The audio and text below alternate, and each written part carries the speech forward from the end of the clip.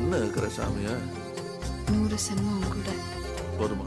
100 சென்மம் நமக்கு போதுமா? வேற வர ஏதும் கேப்பமா? சகாவரம் கேப்போம் அந்த சாமிய